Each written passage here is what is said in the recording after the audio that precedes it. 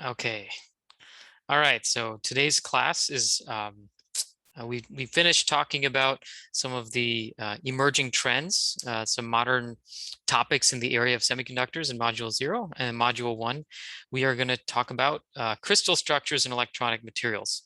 So we're basically starting from the ground up here.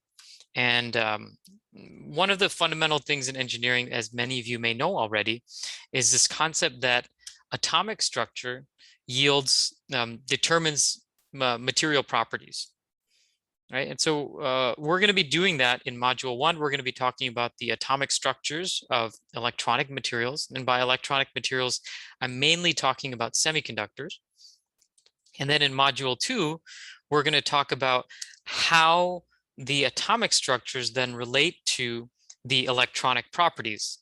And in that discussion, we're going to go into something called the Schrodinger equation. We're going to talk a little bit about quantum mechanics, just enough to understand that relationship between atomic structure and electronic properties. Okay, so we're building up the fundamentals here.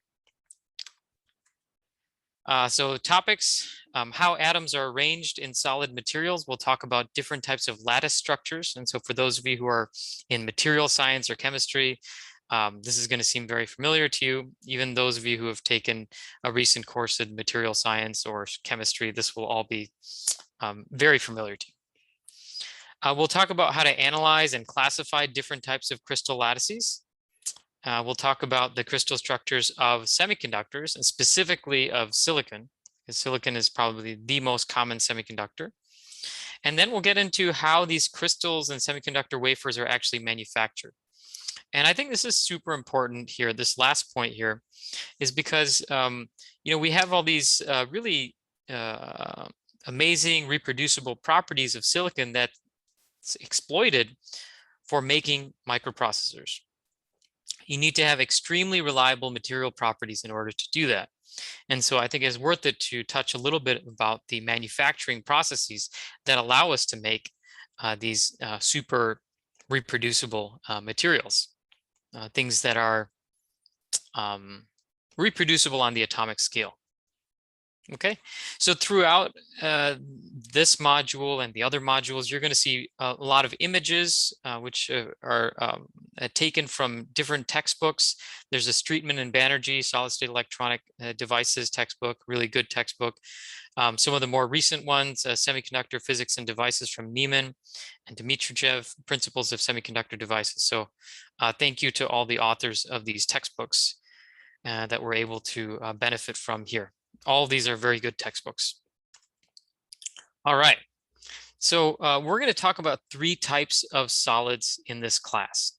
Okay, and the three types of solids are the crystalline, amorphous, and polycrystalline solids. And the way that we're classifying these three types is based on the repeatability of their atomic structure.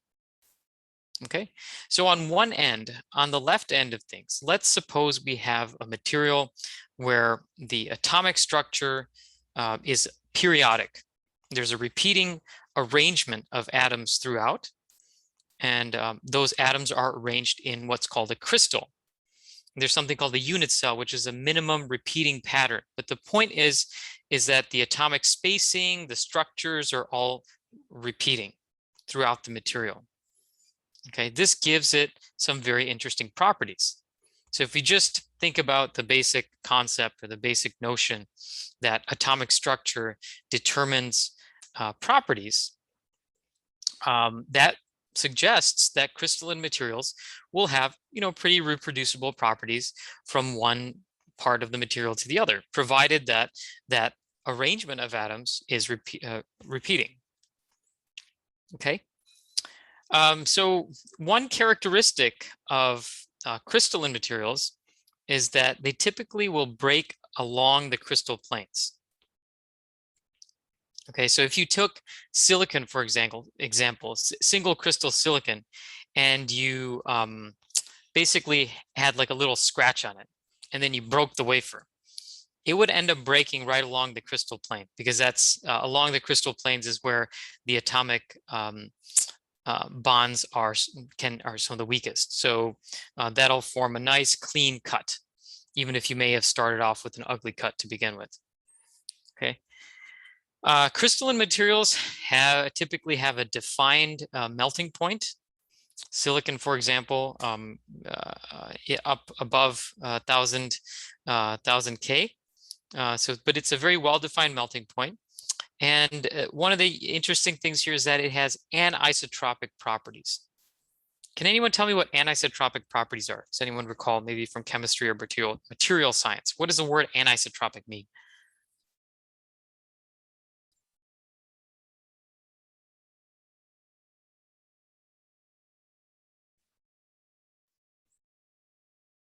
Hint is it's the opposite of isotropic.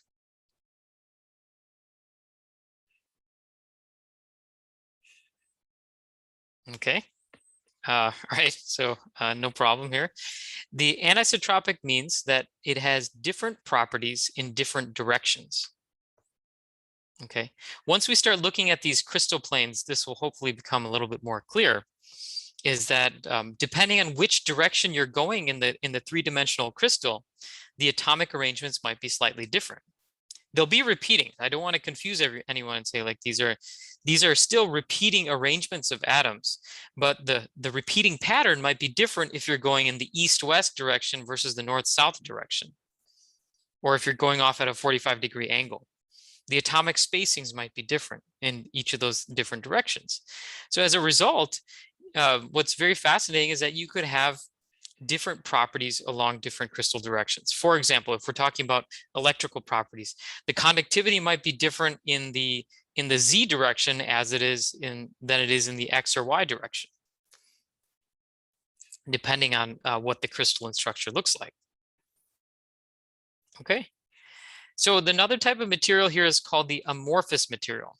The amorphous material is where you have a random arrangement of atoms. So you can kind of see in this cartoon is that these black dots are kind of spaced in random patterns. Okay. So can anyone give me an example of an amorphous material? We had an example of crystalline. Silicon is an example of a crystalline material. Single crystal silicon, just to be precise. What would be an example of an amorphous material?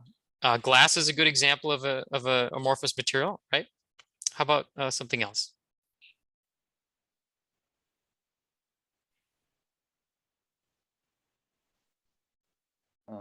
I mean rubbers, but I don't know if that's really the same type of amorphous.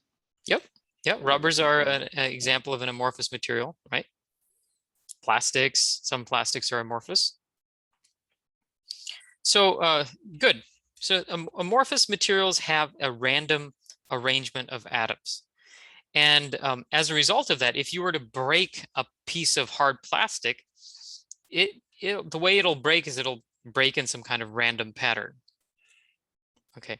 Whereas if you were to break a wafer of silicon, it would break right along a crystal plane. So that's one of the things that would define an amorphous material. But more precisely, some other things that define amorphous materials is that they don't have a very precise melting point. Okay, like if you have a crystalline material with very repeatable spacings and bonds between atoms, the melting point is going to be very well defined at a specific temperature. Amorphous materials don't necessarily have this a very precise melting point. Instead, they have a range, what's called a glass transition zone. So essentially, like when you heat up an amorphous material, it'll start to become soft and over the range, so that glass transition is a point where it starts to become soft, but it doesn't melt till maybe tens of degrees higher or something like that. Okay, so there's no defined melting point for amorphous materials because the atomic spacing is kind of random here. So it's a range. And then amorphous materials have isotropic properties. So now that we defined what anisotropic is, can someone tell me what isotropic is? It's the opposite. Same values and same directions? The same values in every direction. That's right. That's right. Regardless of which direction you go, you're always getting a random arrangement of atoms. The random spacings between atoms, random bonds between atoms. So it doesn't matter which direction you go, X, Y, or Z. You're still going to get the same properties.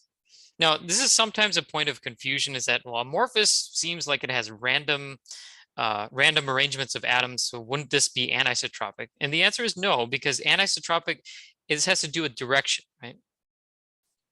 So different properties in different directions.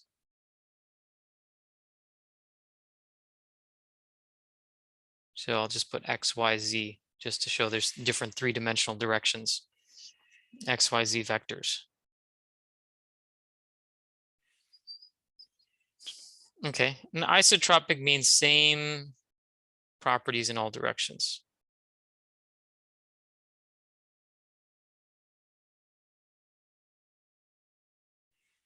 Okay. All right. So we have same properties regardless of which direction you're going in the crystal plane. So if we're talking specifically about electronic properties, the conductivity might be the same, whichever direction the electrons happen to be traveling. Okay. All right. Now, something in between crystalline and amorphous is polycrystalline. So polycrystalline materials, they have regions of crystallinity separated by grain boundaries. And you can see that schematically here. The place where you have these lined regions, right, regularly spaced lines, those are the crystalline regions. So imagine taking crystalline regions and then putting another crystalline region next to it, putting another crystalline region next to that. So the crystalline regions aren't quite lined up with each other, in the sense that there might be a certain crystal direction here, different crystal direction here, and so on. So in each of these little regions, the material can behave as a crystalline material, but the fact that you have these grain boundaries going from one crystal direction to another, that creates different properties of the material. So let's take a guess. I mean, what do you think the material properties might look like in a polycrystalline material? Do you think it'll be isotropic or anisotropic?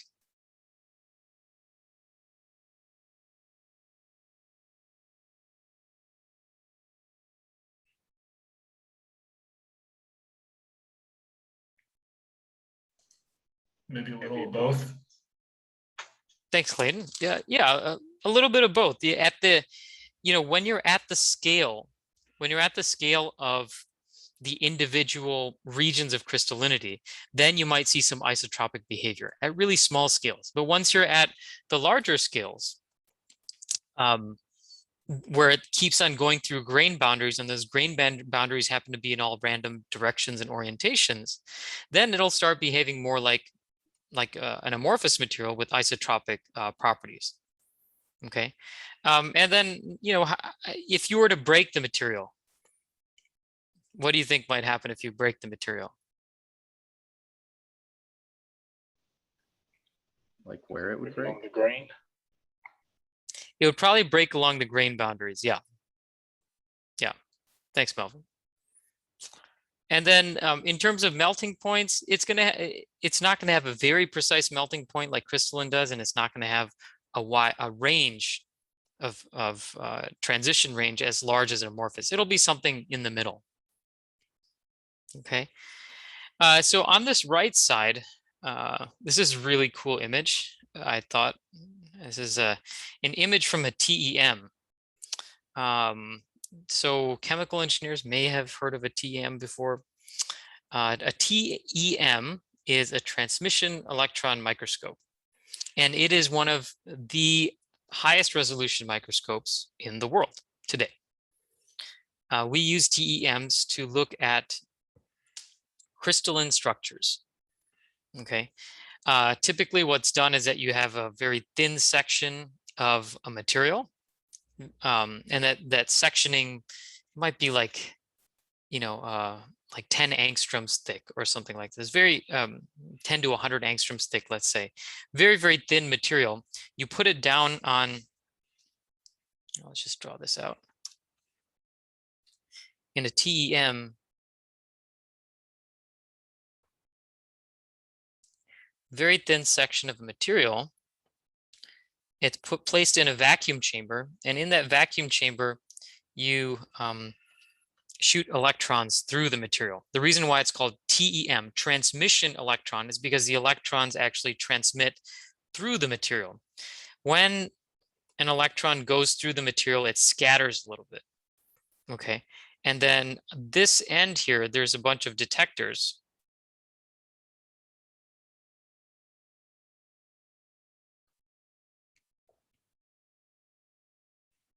There can be one detector, there could be multiple detectors. Where's my, there we go.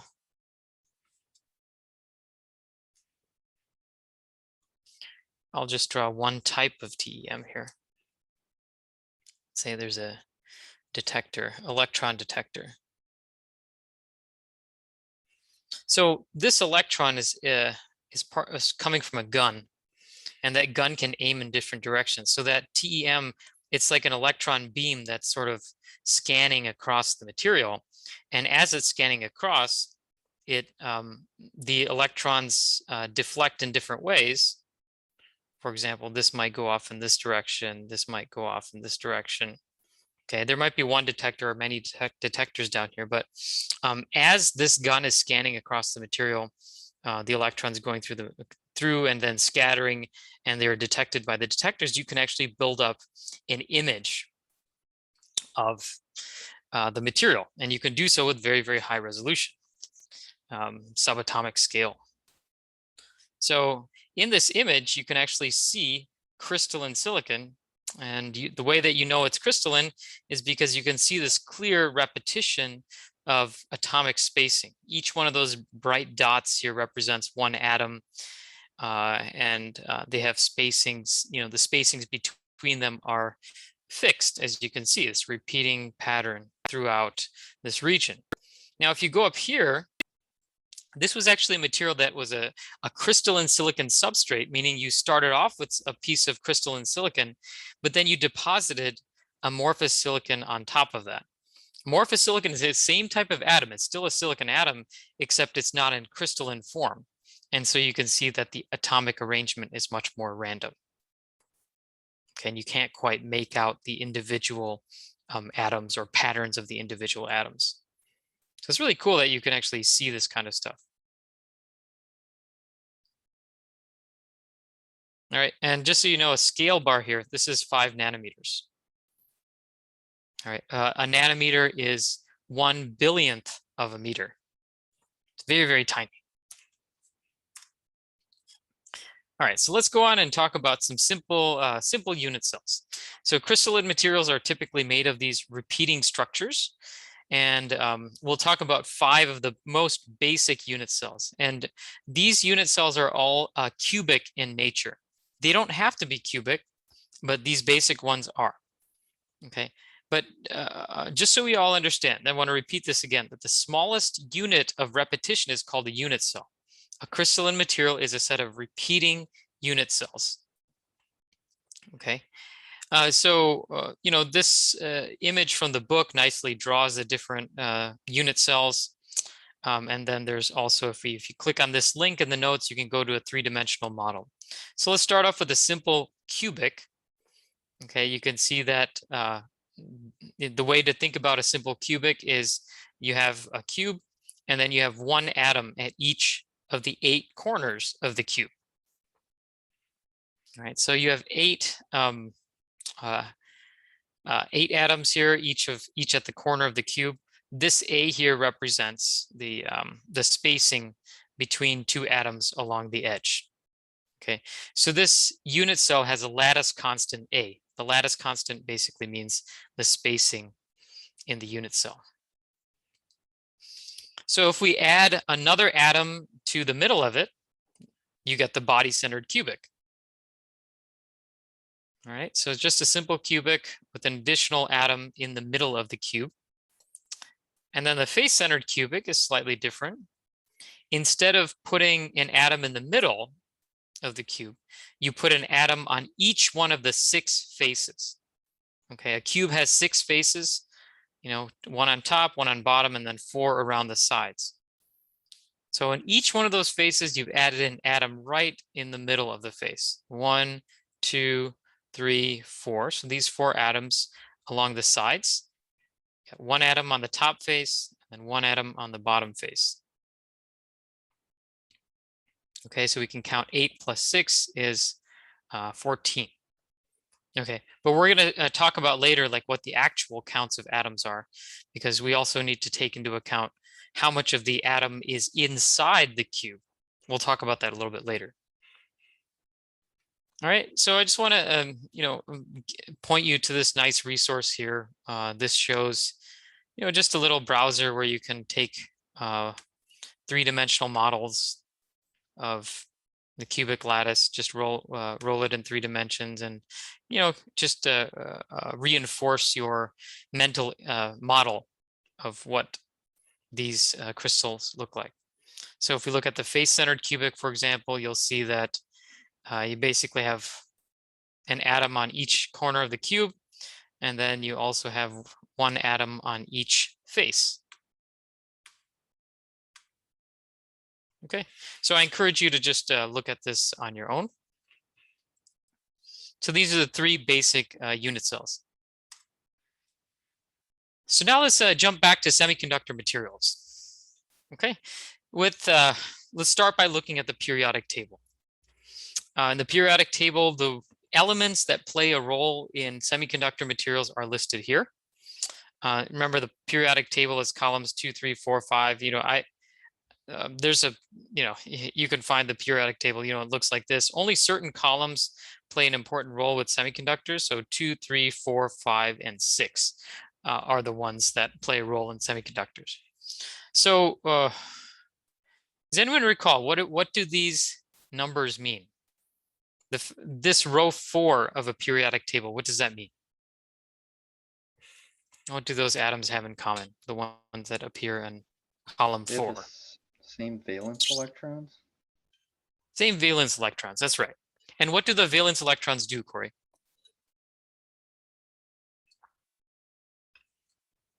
Available, or like spaces available or electrons available to share with other atoms? Exactly. Yeah, thank you. So these electrons are, the valence shell is the outer shell of the atom. I'll talk about that on the next slide. And it really determines how reactive an atom is, what it reacts with, what kind of bonds does it form. So column 2 elements have 2 electrons in its outer shell, the valence shell. Then column 3 has 3 of them, and so on. So you have columns 2 through 6 here. All right, so there's 2 types of semiconductor materials. One type of semiconductor material is called an elemental semiconductor. And an elemental semiconductor is made of a single column 4 element. So pick one of these elements. Maybe it's made out of carbon. Maybe it's made out of silicon. Maybe it's made out of germanium. Okay, by far the most common, of course, will be silicon. Germanium is also popular in carbon, as I said, maybe in last time in class. There's some new types of semiconductor materials that use carbon, materials like graphene and carbon nanotubes. But the vast majority of our electronics are made out of silicon.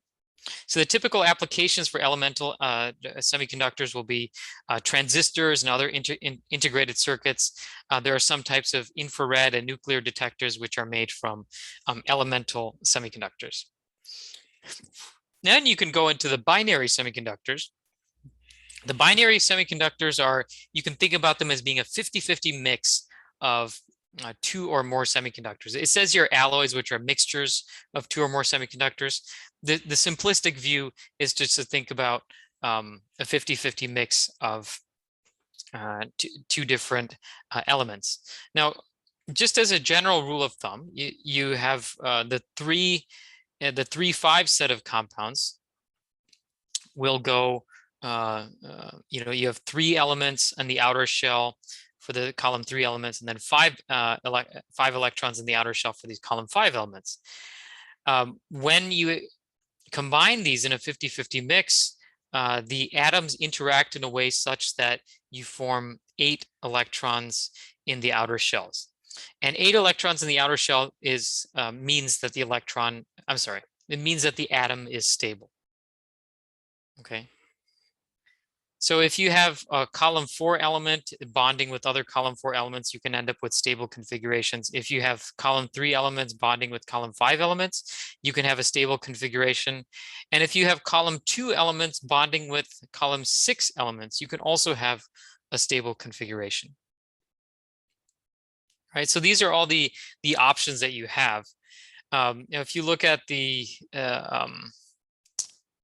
if you look at this chart here, you can see silicon combines with carbon. So column 4. So you think 4 plus 4 equals 8. So that can be a stable configuration. Silicon, germanium, 4 and 4 is equal to 8.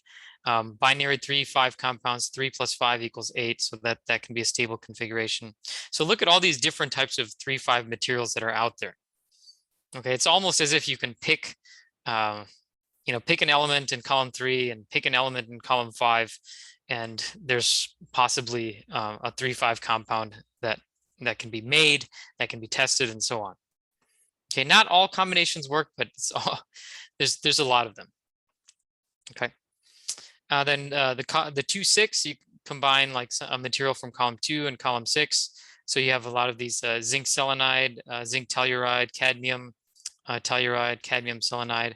The 3,5 compounds: aluminum phosphide, aluminum arsenide, gallium phosphide, gallium arsenide. So yeah, many different options here. So if we look at the different applications of these binary semiconductors, you'll see that the different ones are often have different uses. For example, if you pick 2 elements from the column 4, these are binary semiconductors that are part of the column 4 group. Silicon carbide, silicon germanium is used as a high-speed semiconductor. Silicon carbide is used as a high-temperature one.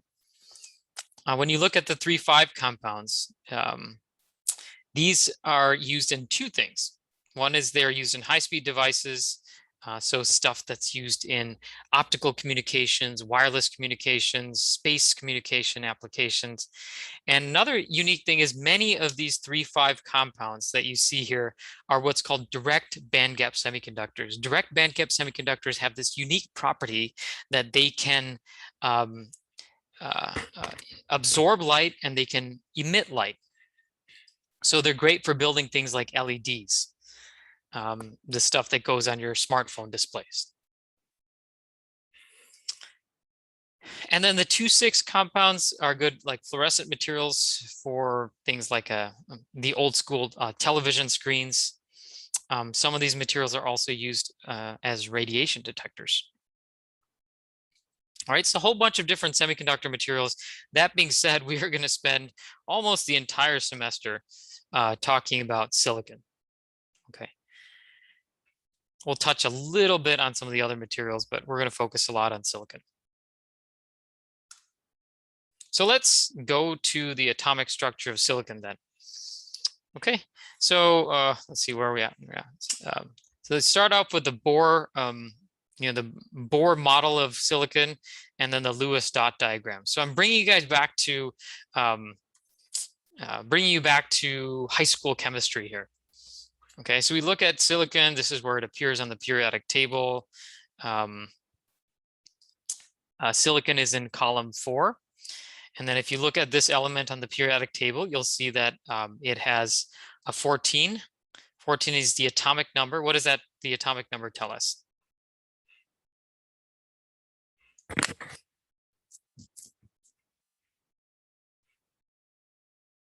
Anyone in the class? Number of protons. Number of protons. And what does it tell us about the number of electrons?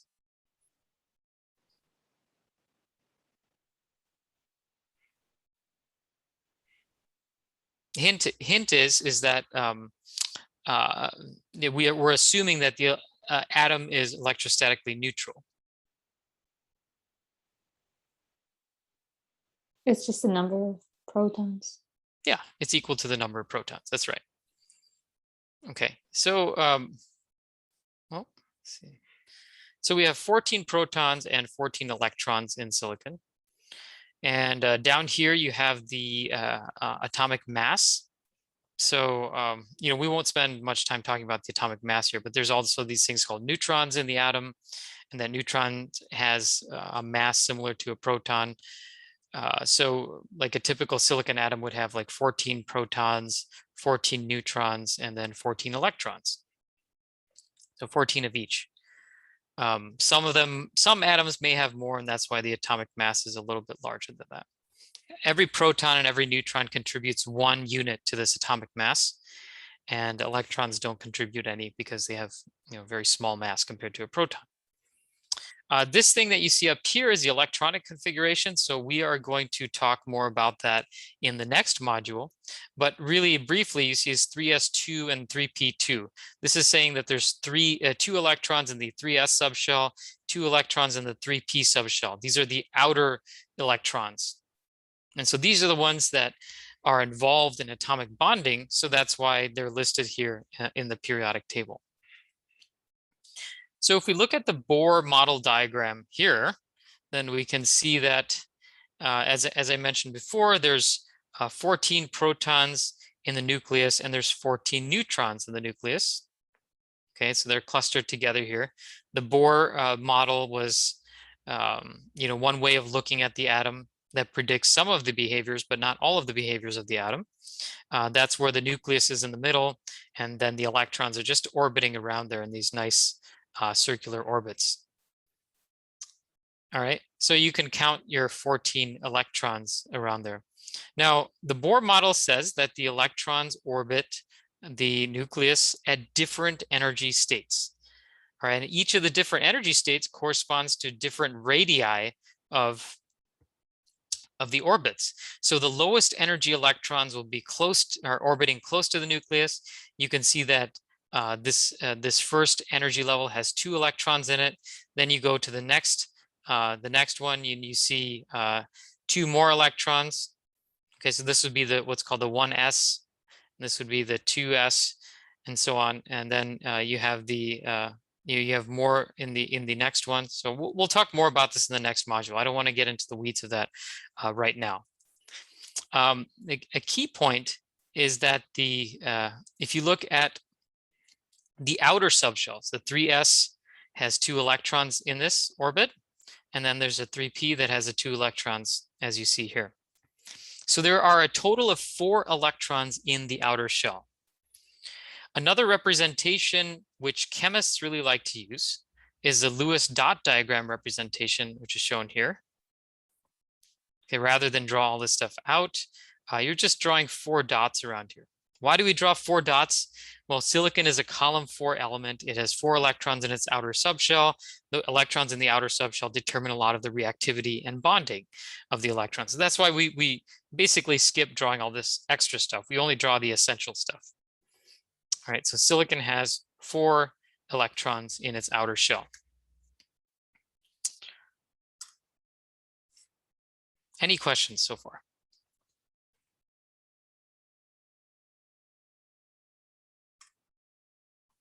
Okay, so now that we understand what a silicon atom looks like on its own, now we can talk about what happens when you bring silicon atoms together. Silicon atoms bond with other silicon atoms. So they form what's called a covalent bond. This is where a bond where the outer shell electrons are shared between neighboring atoms. So imagine that we have a silicon atom. We have our Lewis diagram. We have the 4 electrons around there. Okay. And now we have another atom next to it. How many electrons does an atom like to have in its outer shell? 8. 8, that's right. So you wonder, how can silicon starts off with 4 electrons in its outer shell. How can we get to a stable configuration where it has 8 electrons in its outer shell? And this is how it works. Silicon, if you have these 2 silicon atoms next to each other, what's going to happen is these 2 atoms that you see here are going to be shared among the 2 atoms. That's what a covalent bond is. The 2 electrons are shared between the silicon atoms. They both become part of the same hybrid orbital, which we'll talk about more in the next module. But the way to think about it here is that just think about these 2 electrons forming a connection between the two nuclei of the silicon atoms. Okay, so it's literally connecting the 2 atoms together. It's a bond, it's a covalent bond. So now imagine this process happens again. So I'll show you here. All right, so you have this silicon atom here. This is the central atom. It bonds with one silicon atom on the left side, and then it would repeat the process.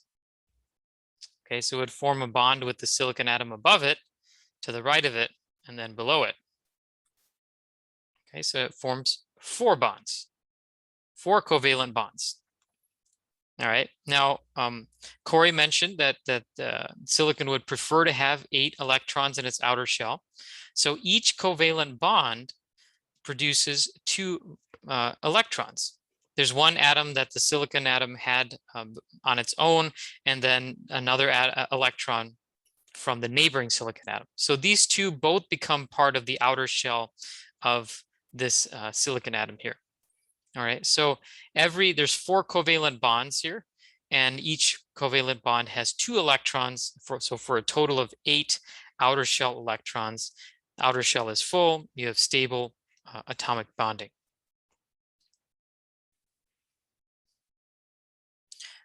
Rather than draw the Lewis dot diagram and have all those dots and have a cluttered diagram, the way that we represent this is in a stick form.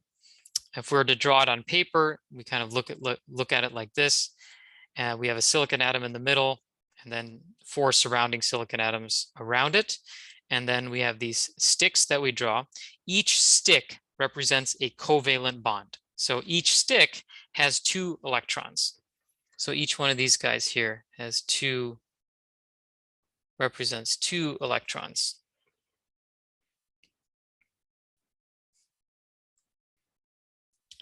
Okay, now, what does this actually look like in 3 dimensions? There's one part of this little detail that we're leaving out, that we've left out thus far.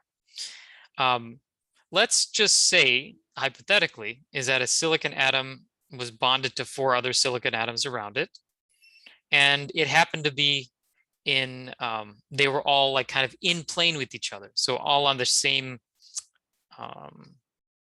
they're all lined up on a sheet, let's say on a flat surface. This actually is not the most stable configuration. These electrons would like to be as far apart as possible. These bonds would like to be as far apart as possible. Can anyone tell me why?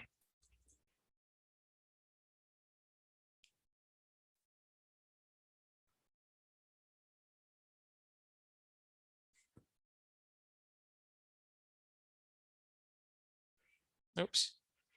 Oh. Can anyone tell me why the bonds would like to be far apart as possible? The electrons repel each other. The electrons repel each other. That's right. That's right. So that repulsion between the electrons is called steric hindrance. So the bonds repel each other. They like to be as far apart as possible. So think about this stick here. This bond here has 2 electrons in it. This has 2 electrons in it. So there's a repulsive force between there. Repulsive force between these 2 guys, and these 2 guys. What ends up happening in 3 dimensions when you take that sort of cross structure and you try to make as much space as possible between those 4 sticks, you end up getting what's called a tetrahedral bond. This is what it looks like. And let me actually pull up a 3D model of it. I think that's the easiest way to do. Yes, I agree. This is what a tetrahedral bond looks like in 3 dimensions. Now, it might not seem symmetric at first glance, but if you rotate it around, indeed, you'll find that it is symmetric. All right. So these 4 sticks are as far apart as possible in this type of configuration. And the angle between these 2 guys, any 2 sticks in the model, the angle between them will be 109 degrees.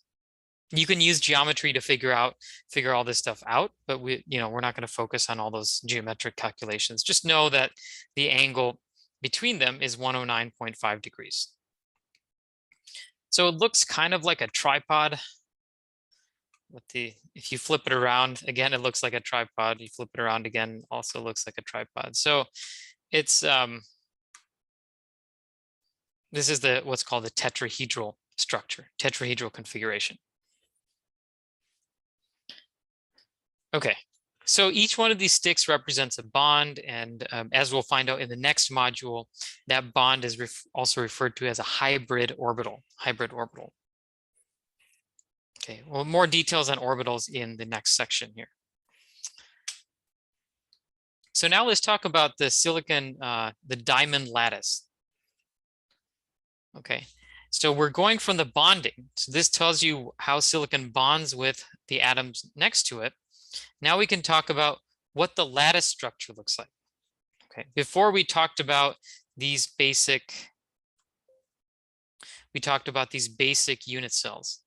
Okay, we talked about these just so you could get a general sense of what a unit cell might look like in the simplest sense. A unit cell is the smallest repeating structure in a crystalline material. Silicon doesn't conform to any of these unit cells.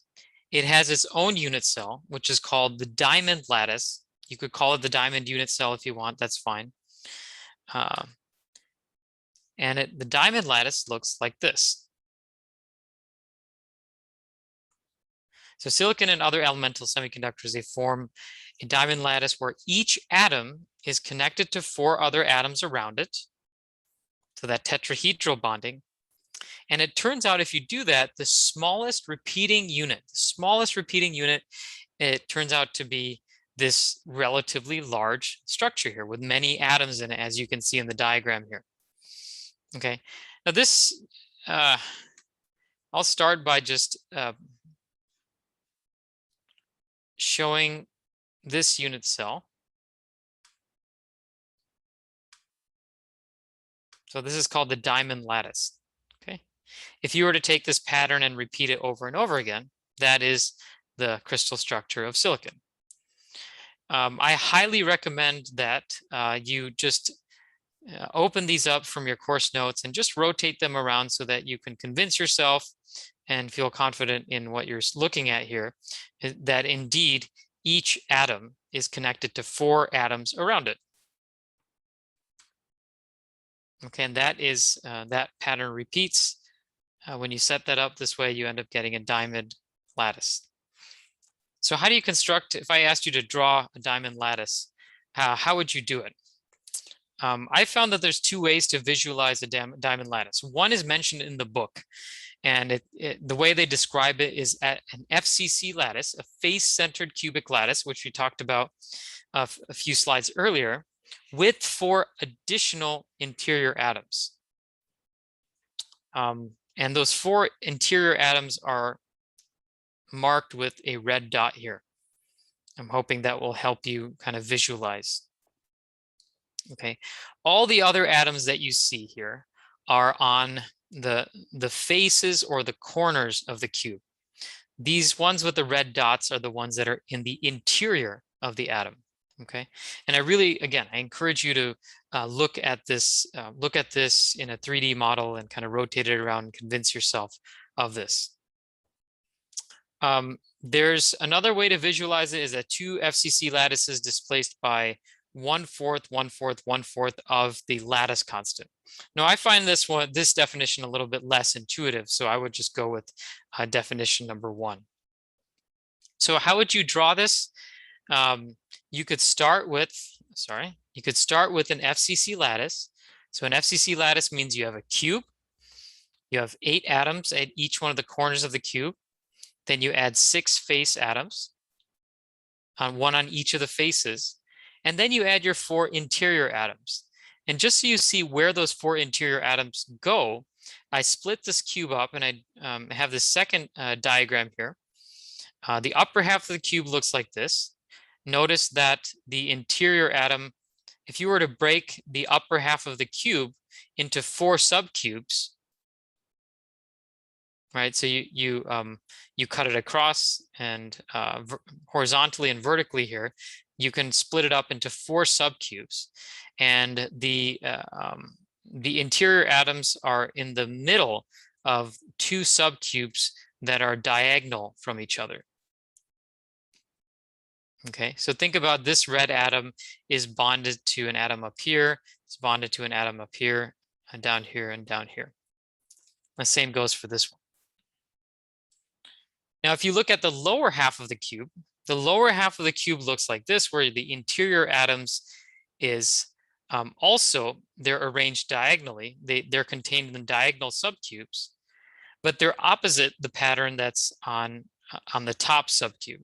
So if trying to be more concrete, if the interior atom here is on the lower left cube, then on the bottom half, it's on the upper left subcube. So lower left subcube, upper left subcube.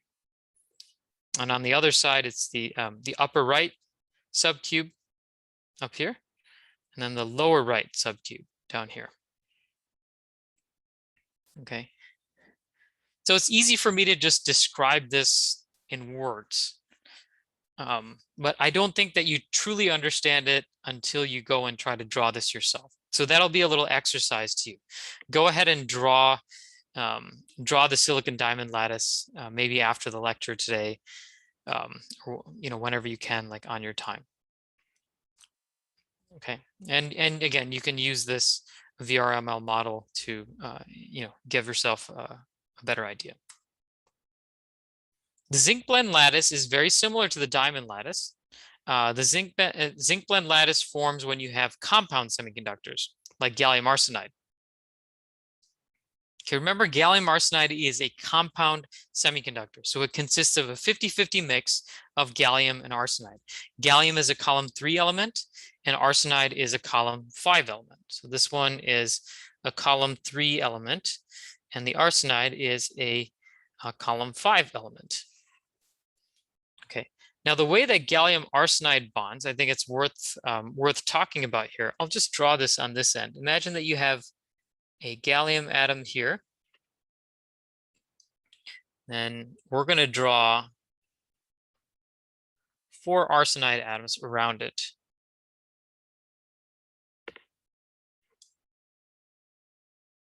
Oops.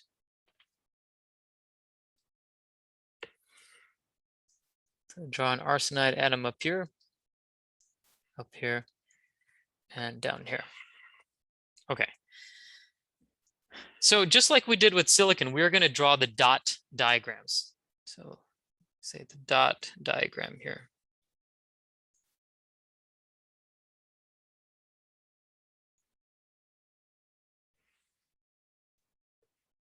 So we'll start with gallium.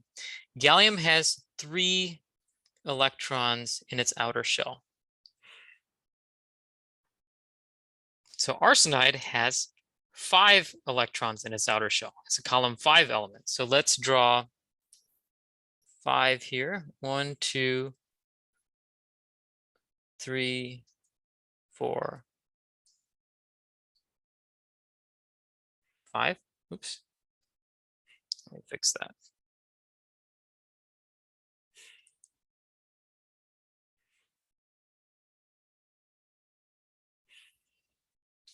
Okay, so 1, 2, 3, 4, 5. So this arsenide has 5 electrons in its outer shell. So there's one covalent bond that forms here. Okay, now let me go through this whole thing, so hopefully it'll become clear at that point once I've done the whole thing.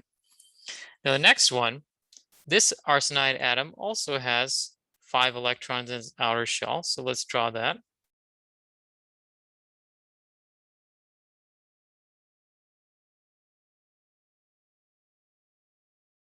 One, two, three, four, 5. This forms a bond. Similarly here, we'll draw 2 away from the gallium, and 3, 4, 5. And then we'll do the same thing here. 1, 2, 3, 4, 5. Okay, so we'll do this one first. This forms a covalent bond with the arsenic atoms here. Now, this is the interesting one. Okay, so this, for all the other bonds that it formed, gallium was able to provide 1 electron into that covalent bond. But for the last one, it doesn't have one to provide because gallium only has 3 electrons in its outer shell. So what happens here is that the way that you can think about it is that the arsenic actually provides both of the electrons for that bond. Okay, and I'm just going to, so you don't get confused here, arsenic has 5 electrons in its outer shell.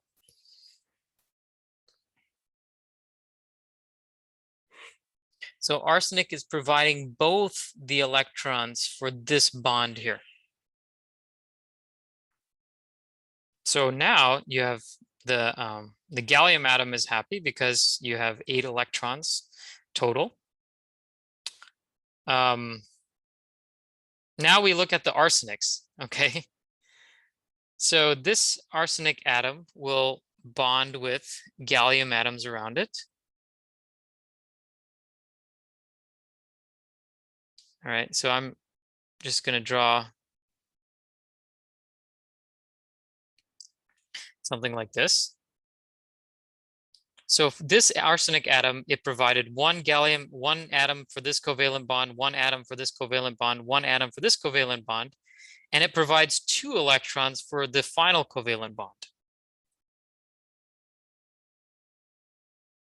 Okay, so you kind of get a sense for how this works here. This arsenic atom will have 3 gallium atoms around it. It provides 1 connection here, 1 connection here, 1 connection here.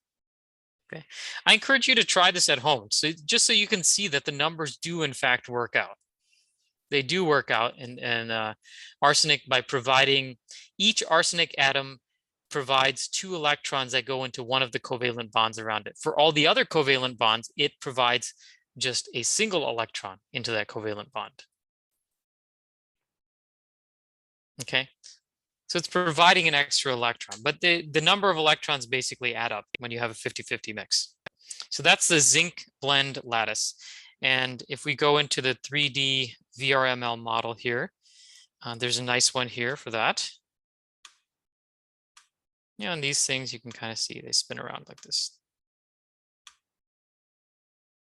This is the same as a diamond lattice, same structure, except you have alternating atoms here. You see you have a yellow atom here, it's connected to a red one. Every red one is connected to a yellow one. Another way to think about it, maybe this is not the right wording here, but every red atom has 4 yellow atoms around it, arranged in a tetrahedral geometry. So if you look at this section, this red atom here, it's connected to a yellow atom, yellow atom, yellow atom, yellow atom. And then if you look at each of the yellow atoms, each yellow atom is then connected to 4 red atoms around it. It's not as clear to see in this diagram, but that's definitely the case. Okay, let's stop here for some questions. Any questions about the atomic structures?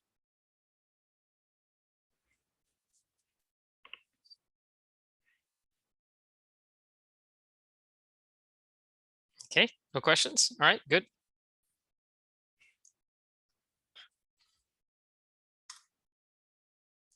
So let's do an example now. What I'd like you to do is calculate the volume density of atoms in crystalline silicon, given that the lattice constant is 5.4 angstroms. So what I'm going to do is I'm going to give you a head start here. The volume density is equal to the number of atoms in the unit cell divided by the volume of the unit cell.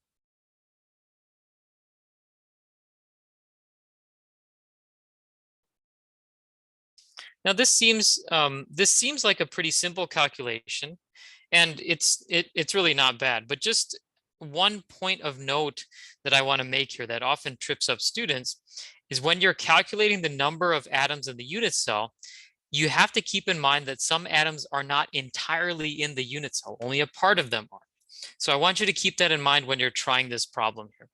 So it's right now it is 6:30, and I'd like to give you a few minutes to try that on your own so that you can just familiarize yourself with the diamond lattice and how how that works. So I want everyone to try this problem, figure out the number of atoms contained inside the unit cell box. The hint is, look at this diagram, it may help you. And then divide by the volume of the unit cell. And let's see what everyone comes up with. So I'll mute myself for a few minutes, and if you have any questions, just go ahead and blurt out your question. I'll give you a few minutes here.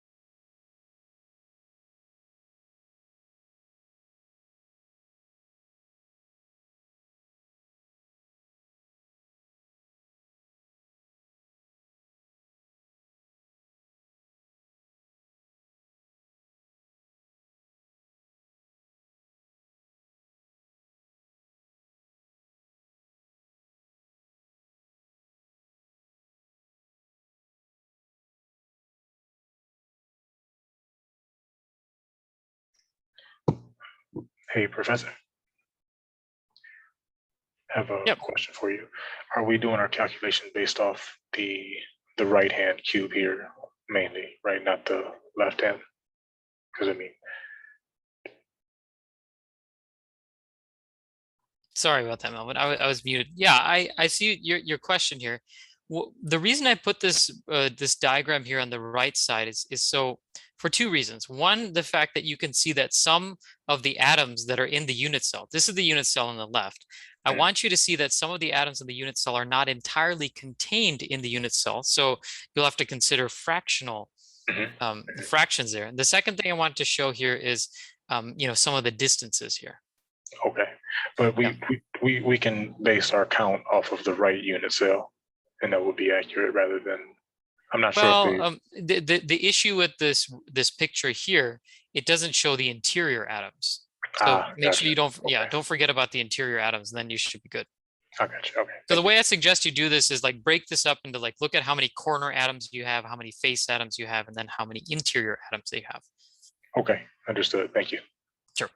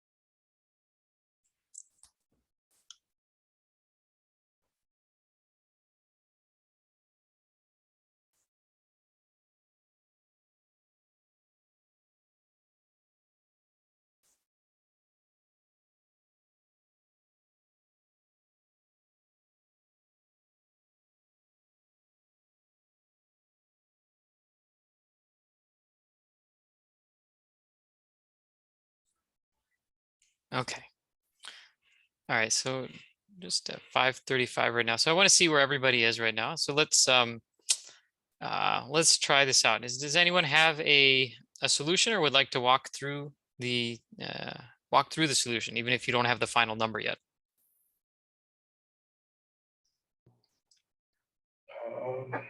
My count, I guess rough count is 9 or 10 over 8 cubed. Okay, do you want to walk us through the process that you used? Sure. So This will be I, interesting. I'm wondering what the best way to do this is.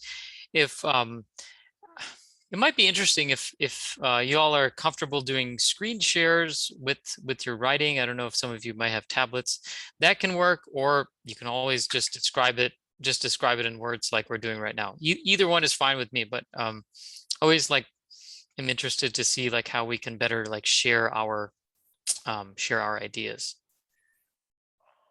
so I took a difference between the two. So I saw that this one here on the right has all the edge cubes, and it has so I kind of didn't take a fraction at first. So I said, you have 4 at the top, 4 at the bottom, that's 8, and then 1 on each of the vertical faces, which will give you 12. And then Okay, so 4 at the, so let's start off with the corner ones. So there's 4 at the top. Yep, 4 at the top. And then 4 at the bottom. Yep, 4 at the bottom. So it's total of 8 corner. 8 corners, yep. Atoms, great. So plus 6. Yeah, so we'll do the face ones then. There's 6 faces, so 6 face atoms. Yep.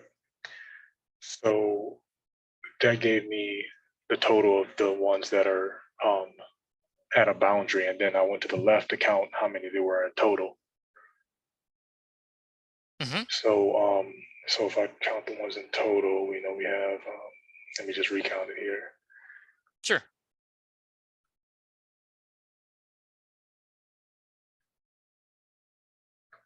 $18 in total.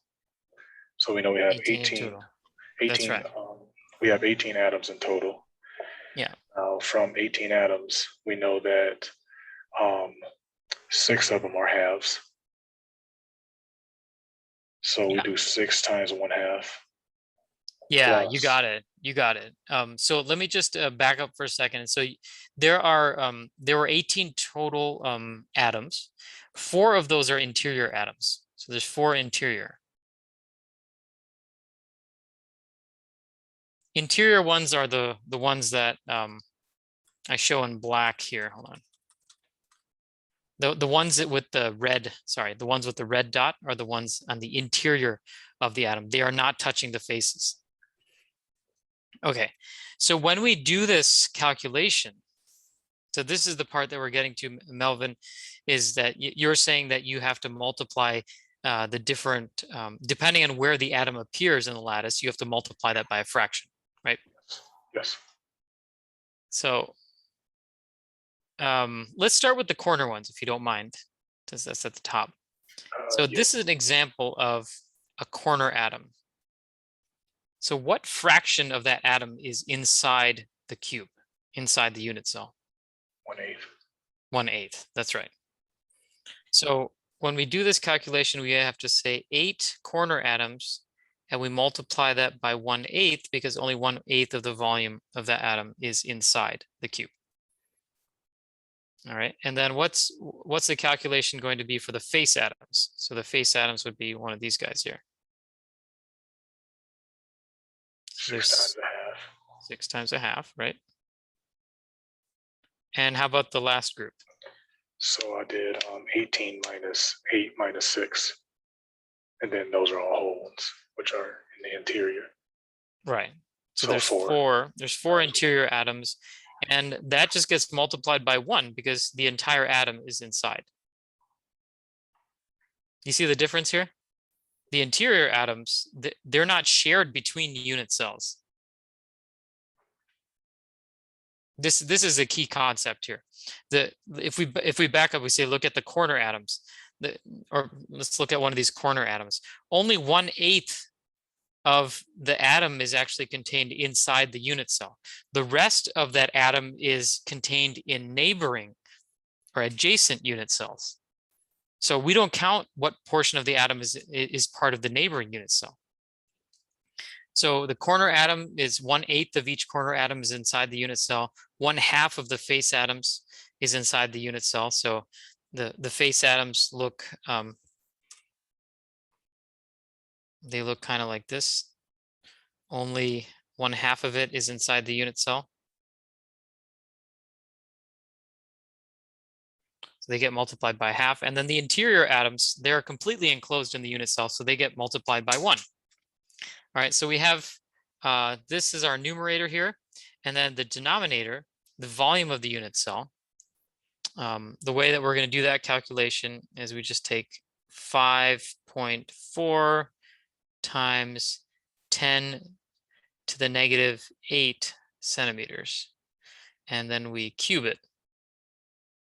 Okay, the volume of the unit cell is just the length, the side, the edge length, the lattice constant, which is the length of the edge. And you cube it to get the volume of the cube. Now, one small detail here is in this class, we are going to do most of our calculations in centimeters. Okay, so an angstrom is 10 to the -10 meters. So 1 angstrom equals 10 to the -10 meters, and this is equal to 10 to the -8 centimeters. So that's where this 10 to the -8 came from. Okay. And let's see if I do the calculation here. Here, I'll just do it on a separate browser. 1 sec. So 8 times 1/8 is 1 plus 3 plus 4 is 8 in the numerator. And then the denominator, let's see.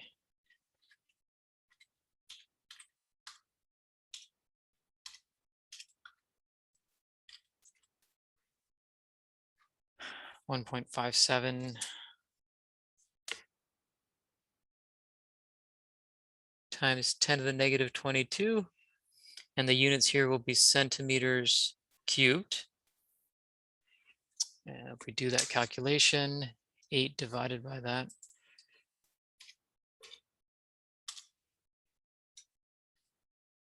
You get 5.1 times 10 to the power of 22. And the units here is going to be 1/centimeters cubed.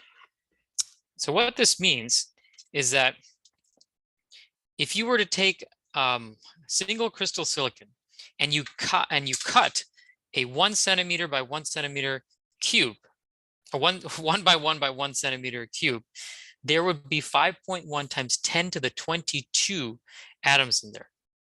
Okay, that's a huge, huge number, right? It's sort of almost incomprehensible. But this is, this is what the typical atomic densities are. So this thing that we just calculated, the volume density, sometimes it's also called the atomic density. Why is that important? Well, the density of atoms determines a lot of electronic properties because it determines the electron, the density of electrons typically. It's influenced by interatomic bonding. So there's a lot of things that play into the properties. So that's why this number is very important. Now, in your homeworks and in your quiz, you are also going to be asked to calculate area densities. So area densities is when we do the same sort of thing, except we look at how many atoms are contained in a particular plane instead of how many atoms are contained in a volume. So the units for area density is going to be atoms per centimeter squared. But the formula is going to be very similar. The formula, I'll just put it down, for area density is going to be the number of atoms in a unit cell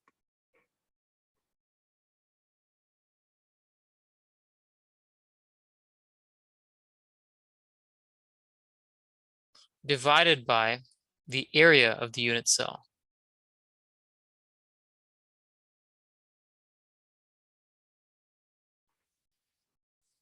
Okay, so when you do area densities, just keep in mind this sort of concept that, let's say these are 2 unit cells. So this is 1 unit cell, this is another unit cell. Then you might have a situation where an atom is shared between 2 unit cells, so you only count half. The corner atoms here, instead of having that 1/8 factor, you're going to have a 1/4 factor here instead of 1/8. So I'm just giving you a little bit of a hint in the homework when you calculate area densities. But I just want to highlight these are the formulas for volume and area density that you will use on your homeworks. Hey, Professor, I have a question. Sure. So with the area density, I guess, because I know we said, with the volume density, we're looking at, some cube, and we know that given that this is the a crystalline material, periodic material, we know that the smallest it'll break to is this unit cell, correct? That's right. In the situation of the area density, are we taking, let's say, an infinitely thin plane? And I guess if that's the case, it's a possibility. I guess there's the probability that the area density could be off depending on where at your reference. Yeah, great question, Melvin. Great question. Yeah, absolutely. The area density will depend on what crystal plane you're working with. I see. Okay. So, gotcha. like, if we were to look at it's a great segue into the next slide, but let me just answer your question directly here. If you were to take the area density on the bottom face of the cube here, that might be different than if you were to slice diagonally across the cube and take the area density of atoms there, right? So absolutely, the area density depends on which crystal plane you are looking at. So now to get into the crystal planes, because we still have, I think, we have 25 minutes left to cover this.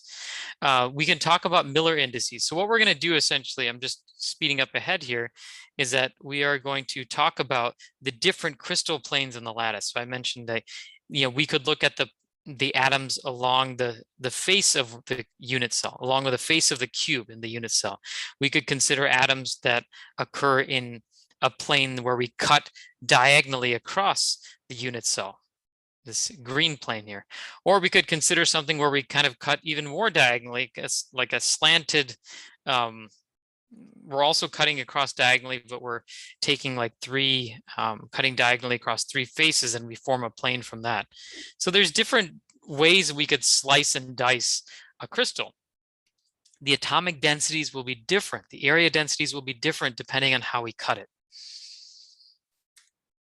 All right, so but in order to understand that, I think it's worth it to like just build up some fundamental understanding. When we talk about crystal planes, we can describe them in terms of Miller indices.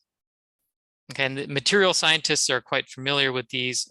People who work with crystals, crystalline structures are quite familiar with these. So let's just go over, review what Miller indices are. Miller indices are used to identify crystal planes.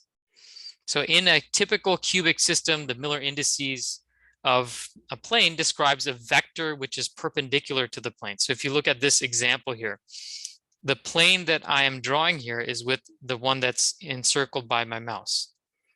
Okay, so this is an arbitrary plane in 3-dimensional space. And the way that we define this plane is by the vector 2, 1, 4. Now, what is the relationship here? This vector forms, just drawing this in here, it forms a right angle with the plane. It is perpendicular to the plane. Okay, turns out that's enough to identify the plane, the direction of the plane. Okay, so remind ourselves what a vector is. A vector is a set of 3 points. So you start, if you want to draw a vector, you need 2 points to do that. You need the origin. The vector starts at the origin, and then you need a second point in 3-dimensional space. So the vector, the 3 coordinates for the vector are the 3 points in 3-dimensional space. So what this means is, so if we take the point x equals 2, y equals 1, z equals 4.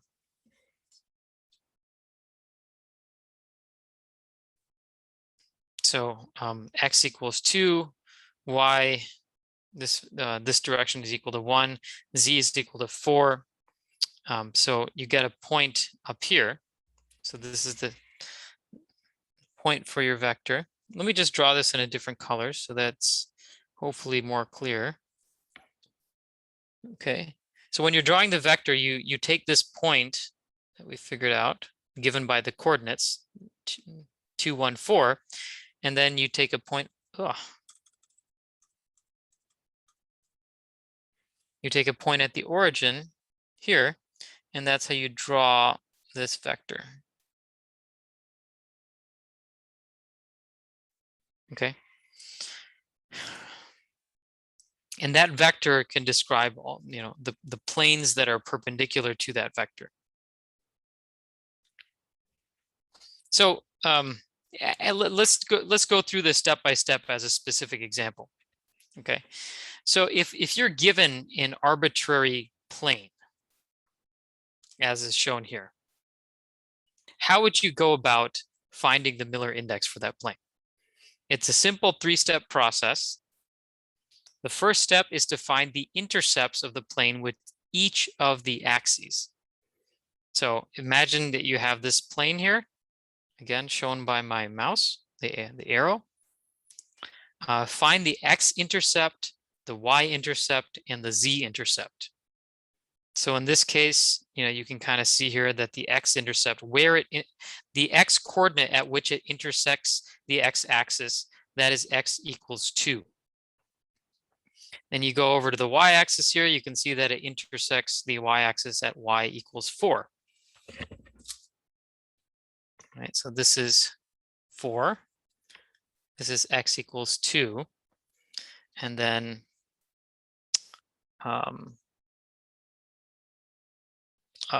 this intercept here is the z equals 1. Okay, so that is the first step. Find the x, y, and z intercepts. Found those. Now the next step is to take the reciprocal of the above numbers. So we're going to transform the x, y, z intercepts into a Miller index. And the Miller index represents the vector that is perpendicular to the plane. So when you take the reciprocal of 2, we get 1/2. Take the reciprocal of 4, you get 1/4. Take the reciprocal of 1, you get 1. Now, just a point of note here, there may be a situation where a plane doesn't intersect the z-axis at all. So if I were to just draw an example of that. So let's say you have, your x, y, z space here, x, y, z. Let's say you have a plane that looks like this.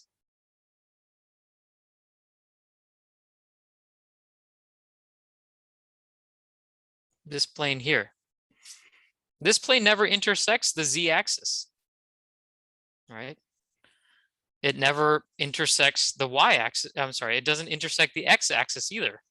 So whenever you have a situation like that where it doesn't intersect the axis at all, just put down infinite on this first step. If a plane is parallel to an axis, enter infinite for that axis coordinate. So take in step 2, when we take the reciprocal of the above numbers, keep in mind that if any of the numbers from step 1 are infinite, so you had a situation where the plane is parallel to the axes, when you take the reciprocal of infinity, you get 0. Okay, so in this case, the x-intercepts might be, I'll just do another example here. The intercepts would be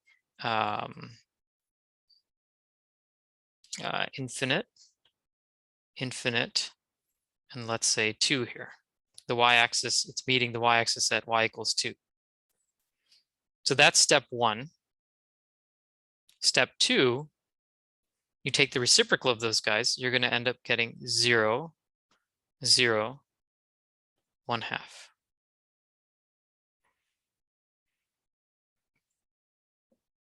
Okay, so I'm giving you 2 examples here. Now, step 3 is, in step 2, you'll see that you may have fractions here. And we don't like to use fractions when we're doing Miller indices. So we just want to multiply all those things out by a common, by the smallest constant in order to get whole numbers in all three of the indices. So if we have a situation where we have 1/2 and 1/4 here, if we multiply everything by 4, then we'll get whole numbers in all of them. Remember, if you take a vector and you multiply that vector by a constant, then you get basically you get the vector, another vector that's pointed in the same direction. Okay, multiplying all these three numbers by a constant does not change the direction of the vector. Okay, and what we're interested in is the direction of the vector. So you multiply all these out by, multiply 1/2 by 4, 1/2 multiply by 1/4 by 4, multiply this by 4, and you end up getting 2, 1, 4. And this is your Miller index. Okay, so if we were to do the same thing with the second example here, we don't like this 1/2, so we multiply by 2 to get rid of the 1/2, and you end up with 0, 0, 2. Okay. If you follow this process, you'll always end up getting a vector that is perpendicular to the plane. So if you don't believe me, like here you can see in step 3, if you were to draw the vector 0, 0, 2, I'm going to draw that in different direction here. So the vector 0, 0, 2 will look like this. And you can see that the vector that we drew in the second example is perpendicular to the plane. Okay, so the Miller index represents a vector that is parallel to the plane, and it's a way of numerically describing each of the different crystal planes that we have available for a material like silicon. All right, so this one, I think since we went through this example on our own together, I would like these Miller indices to be done as homework problems. I'll probably put these up like a quiz on Canvas, and you can put in the Miller indices of the planes above. Okay, so you'll go through the same process as we did here.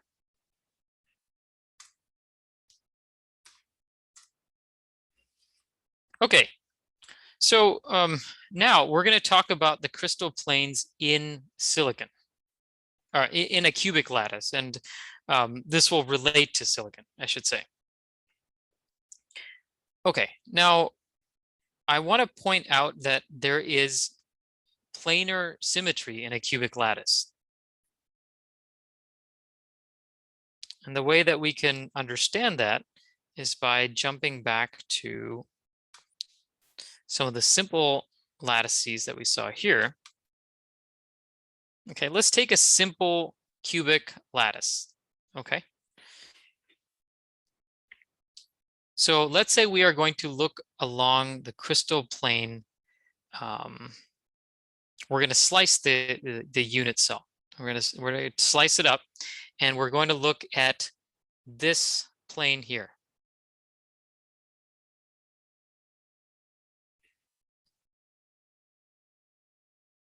We find that it has a certain atomic density. It has 4 atoms here and the atomic spacing there. If we did the same thing and we looked at this crystal plane, the one on the top end, what would we find? Would you agree that they're similar?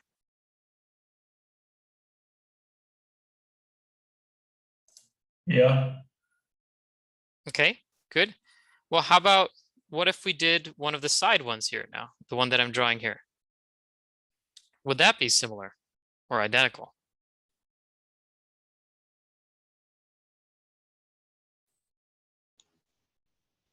Are we assuming that that length is the same as A? Yes. Okay. Mm-hmm. Should be similar.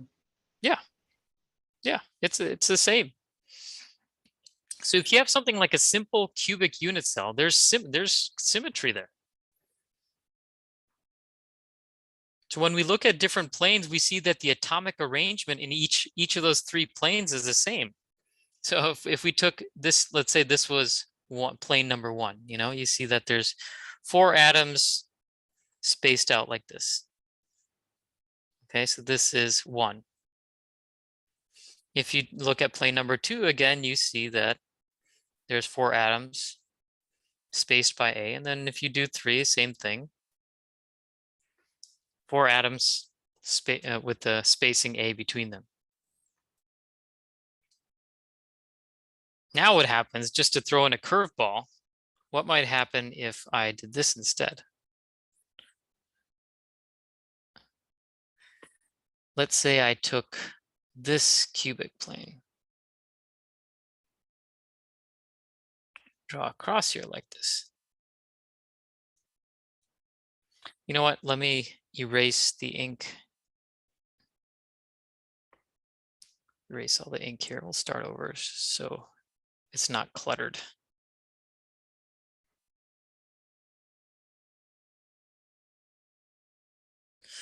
Yeah, we're going to take our plane. We're going to cut across the cube like this now.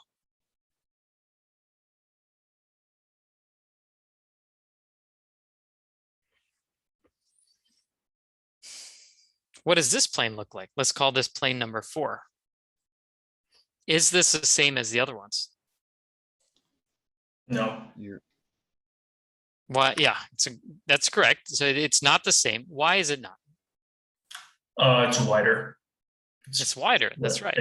A root 2 on the width or something like that. Exactly. You got it. So in this case, it's actually going to look more like a rectangle like this. So this spacing between the atoms here is still A, but the spacing here turns out to be A square root of 2. This is going to be part of your homework. So, you know, if it doesn't make sense here, you'll see that it'll make sense to you when you go through the geometric calculations here. So we basically found that if you take any of the faces of the cube, like 1, 2, 3, remember there's 6 faces of the cube, all of them are going to look the same. They're all going to be symmetric. But if we end up cutting the crystal in a different direction, if we cut diagonally across, now we have a different distribution of atoms on that plane, and therefore it could have different properties along that plane.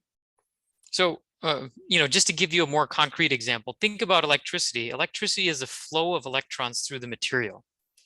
If the electrons happen to be flowing along this one of the faces of the cube, you might have a certain resistance associated with it. But if the electrons are flowing diagonally across you know, a unit cell like we showed in 4, then the resistance might be different. So this is one of the reasons why crystalline materials can have anisotropic properties. Depending on the direction of the unit cell, the direction that the electrons are going, for example, you might have different resistances, different electronic properties. Okay, so let us, okay, we're coming up at 7 o'clock here.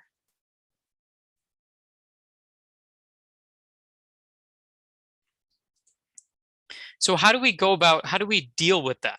You know, we've found that a good way to talk about the symmetry is to talk about families of planes.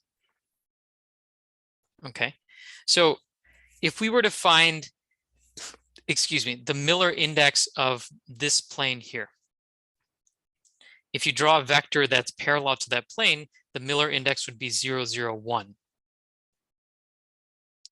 Now, we could also find the Miller index for the plane, one of the other faces of the cube, this one, for example. And the Miller index for this plane would be 1, 0, 1. I'm sorry, 0, 1, 0. Right? And if we were to take the top face, the Miller index for that would be 0, 0, 1. So if you look at the faces of the cube, you can see that there's 6 different faces of the cube. And so each one of those 6 faces has a different Miller index. But when we say like, well, all 6 faces of the cube are symmetric, so what does it matter? Does it matter if we're on the 1, 0, 0 plane or if we're on the 0, 1, 0 plane? No, because the atomic distribution is the same.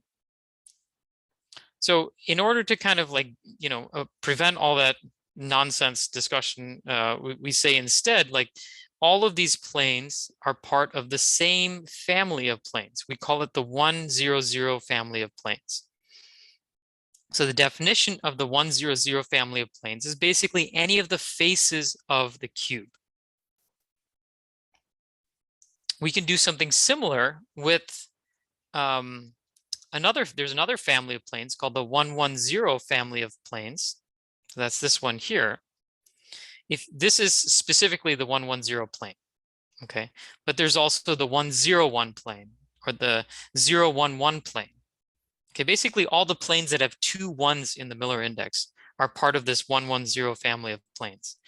And the way to think about the 1, 1, 0 family of planes is that you have, if you were to cut diagonally across the cube like this, that forms the 1, 1, 0 family of planes. Let me be even more specific than that. You go on one face, you cut diagonally across there. Go to the opposite face, cut diagonally across there. All right, and then you connect those 2 lines together with the plane. That gives you your 1, 1, 0 family of planes. Notice that the top 2 edges of this plane are cutting diagonally across the cube, but the side edges are along the edge of the cube. Okay, so 2 of the lines in this plane are on the edge of the unit cell cube, and then 2 of the lines are cutting diagonally across it. There's a third family of planes, the 1, 1, 1 family of planes. And this is even a little bit trickier. This is where you find 3 separate faces that are next to each other. Okay, so in this example, you have this face back here. That's one face. This face over here, and then the bottom face. I'm just gonna write this out here.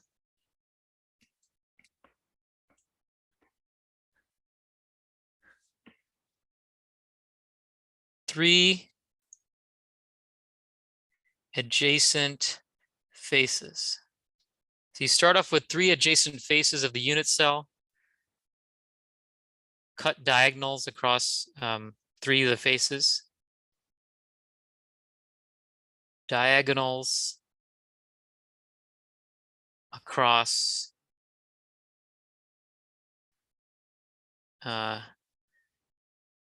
faces, and these diagonals are connected.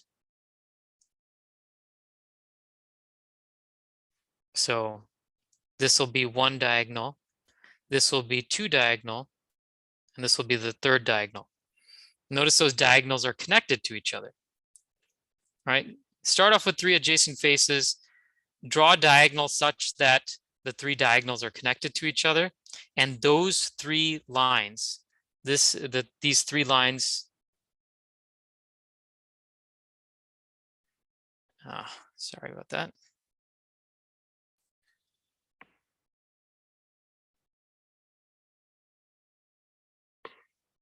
The 3 diagonals define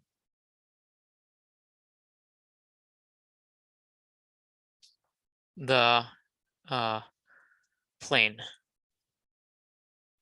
So this is how you get a plane that's part of the 1, 1, 1 family of planes. Okay, it's not quite the same as the 1, 1, 0 family of planes. Note that these 2 are different. And in fact, if you were to draw the area density of atoms on the 1, 1, 0 family versus the 1, 1, 1 family, you will find that the atomic distribution is quite different. And indeed, silicon has different properties on the 1, 1, 1 plane versus the 1, 1, 0 plane. I guess one cool example I can show you of that. Let me see if I can find it. We have about a minute left in the class. So I'll just show that. Silicon anisotropic etching 1, 1, 1. Let's find Yeah.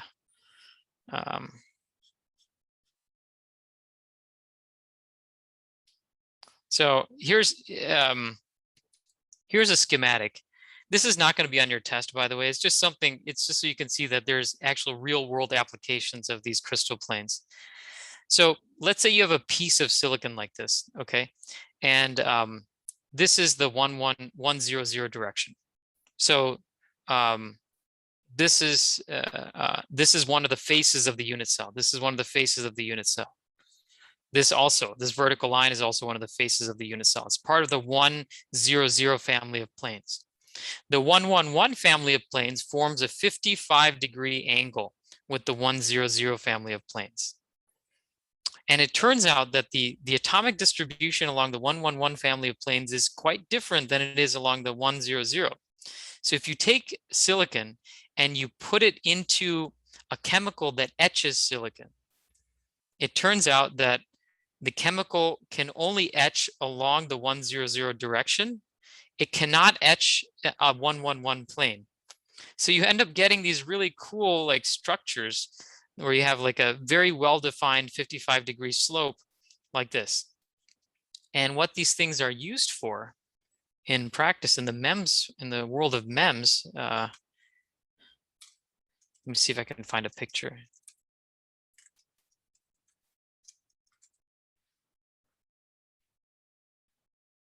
Yeah, you can get like cool structures like this.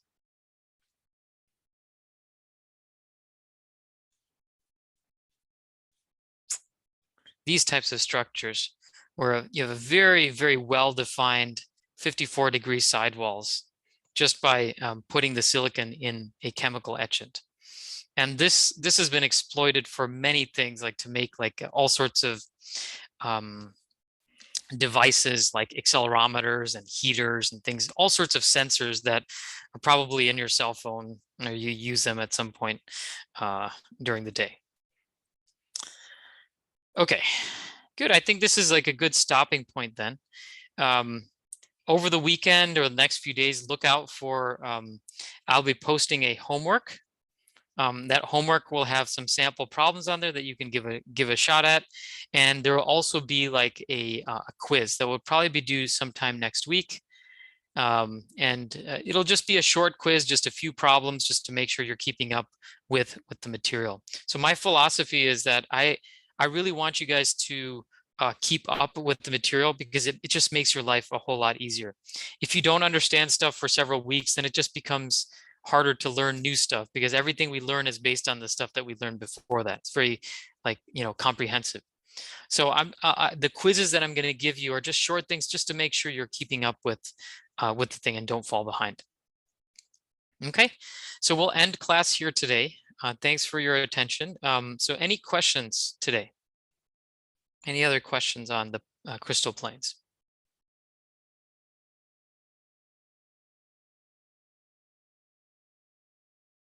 Okay, no questions. All right, thanks everyone then. Again, look out for that homework that's going to be posted. And if you have not found a group yet, I think one of you guys, three of you have already formed a group. So that would probably mean the other two are by default in a group. Okay, so I will give you some notifications about that as well. All right, so that's it for class today. Have a good weekend and I will see you on Monday. Thank you. If anyone has any questions, would like to stay after class, welcome to do so.